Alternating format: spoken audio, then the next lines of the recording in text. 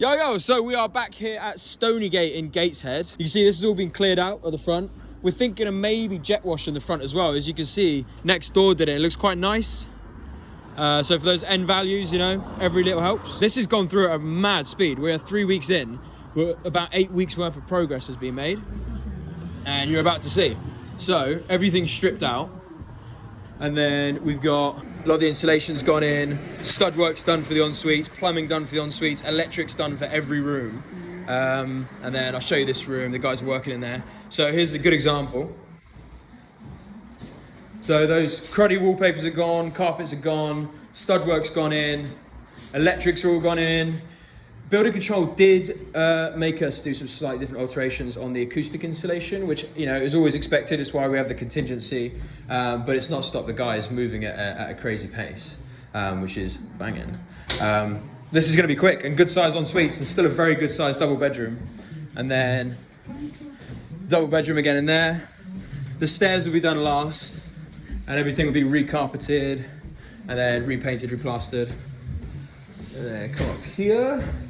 If you remember this room, wallpaper's still gonna go, but this is one of the smallest rooms, and as you can see, here's one of the contingencies for sound insulation. They asked us to do it here, on the adjacent wall over there, and the two downstairs, which is marginal cost, but we were always expecting something to crop up with building regs.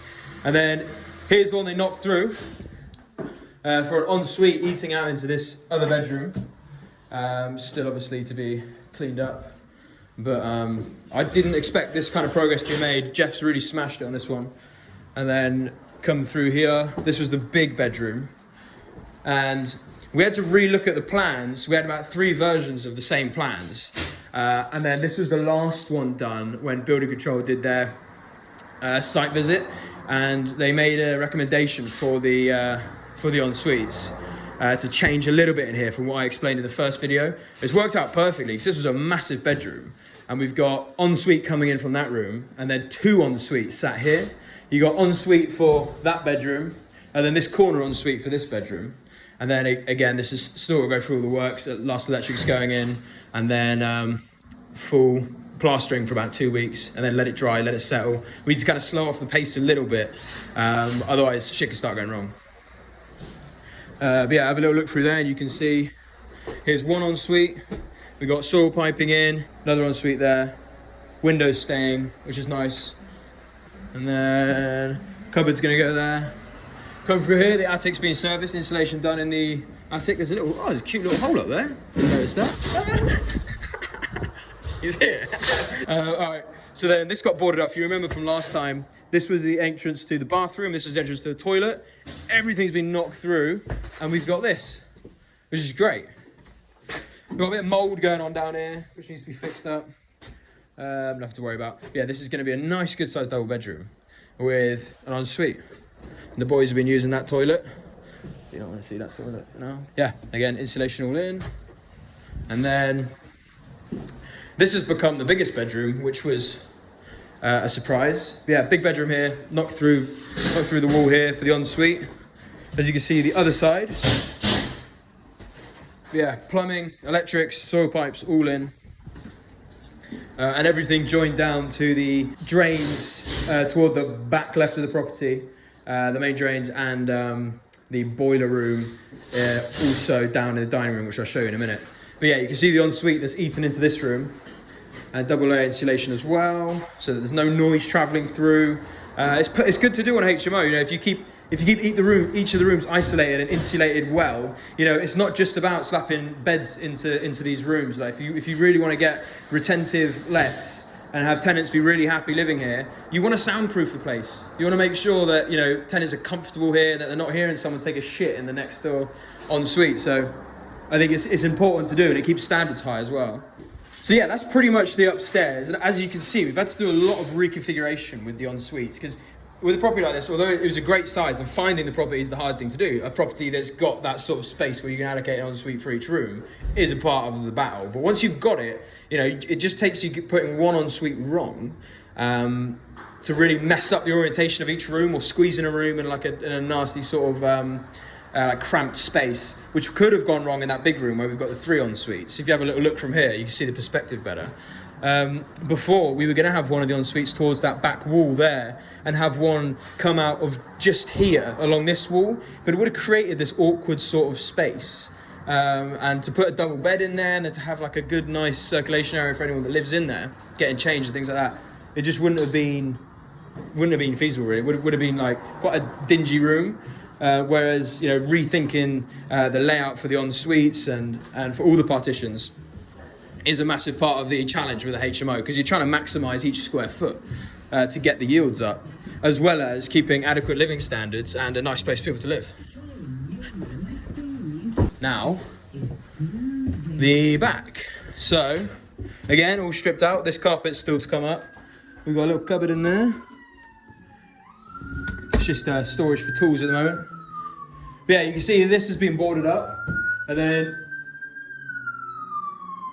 stuff here. So all the electrics coming down from the top floors, and they're all coming to our servicing cupboard, where we'll have the boiler as well, and then mains drainage is just behind there on the pathway outside. The